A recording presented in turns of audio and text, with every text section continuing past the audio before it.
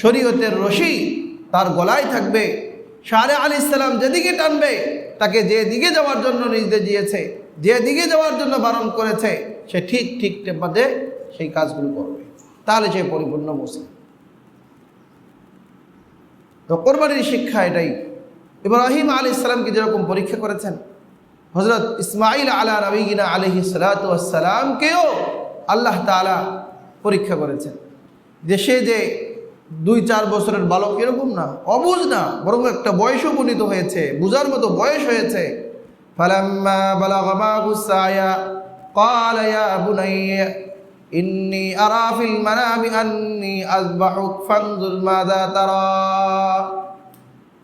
ইব্রাহিম আলাইহিস সালাম বাড়ির থেকে ইসমাঈল আলাইহিস সালামকে নিয়ে বের হয়ে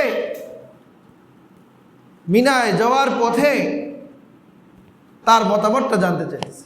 অথচ মতামত দিলেও কি না দিলেও কি, আল্লাহর হুকুম থেকে জবাই করতেই হবে। সে মতামত দিলেও জবাই করতে হবে, না দিলেও কি করতে হবে, জবাই করতে হবে। কিন্তু তারপরও তিনি জানতে চাইছে, দেখি আমার ছেলের কি, আমি তো দেখতেছি, আমি দেখছি, আমি তোমাকে জবাই করছি। ফানজুর মাযা তারা, তোমার কি রায়, তোমার কি মত। কিন্তু বাপকে বেটা, যেমন বাপ ওই রকম পুত। আল্লাহ তাআলা আগামীতে তাকে নবী বানাবেন, তো আগের থেকেই তার দিল মন সব কিছু আল্লাহ তাআলার হুকুমের অনুগত। সে কোনো প্রকার চিন্তা দ্বিধা করা ছাড়াই ডাইরেক্ট বলে দিয়েছে, ইয়া আবাতি ফাআল মা তুমার, যে আপনাকে আল্লাহ তাআলা যে আদেশ করেছেন, আপনি যে বিষয়ে আদিষ্ট হয়েছেন, ইফআল, আপনি করুন, আপনি আমাকে জবাই করে দেন। তবে এটাও শুনেন, সাতাজিদুনি ইনশাআল্লাহু মিনাস সাবিরিন, যে আপনার কাজে আমি কোনো ব্যাঘাত ঘটাবো, আপনি আমাকে ধৈর্যশীলদের অন্তর্ভুক্ত পাবেন। সুবহানাল্লাহ, একদম ক্লিয়ার। মানে আপনাকে এই বিষয়গুলো টেনশনে করতে হবে না, আমি সন্তুষ্ট থাকবো কিনা, আমি কি আপনার কাজে বাধা দিব কিনা। যে এটা মনে রাখেন, এটা সুনিশ্চিত থাকেন যে আমাকে ধৈর্যশীল পাবেন, মানে আপনি আপনার কাজ চালায়।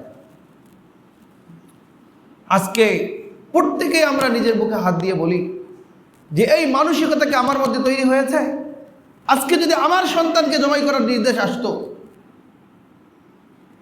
তাহলে আমি কি এইটাকে মানতে পারতাম? আমার পক্ষে কি এটা সম্ভব ছিল? বা আমার বাবাকে নির্দেশ দেওয়া হয়েছে আমাকে জবাই করে দেওয়ার জন্য, আমি সেটার জন্য প্রস্তুত থাকতাম কিনা, নাকি বাড়ি ছেড়ে পালায় যাইতাম?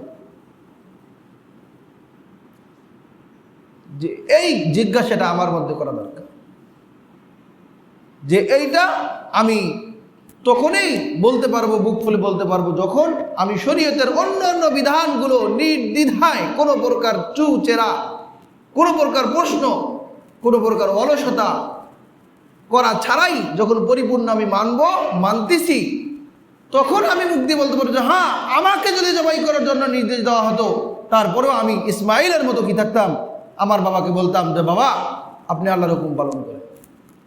আমার ছেলেকে যদি কোরবানি করতে হইতো, তাহলে আমি আমার ছেলেকে কোরবানি করতাম।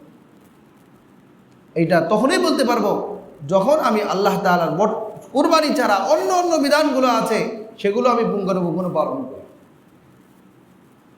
তাহলে বোঝা যাবে। কিন্তু কই হয় না, আমরা না নিজেরা দিনের উপর চলি, না আমাদের বিবি, সন্তান, স্ত্রী, পুত্র, তাদেরকে দিনের উপরে চলার জন্য উৎসাহ দেই বা বাধ্য করি, নিজের দায়িত্বটুকু পালন করি না।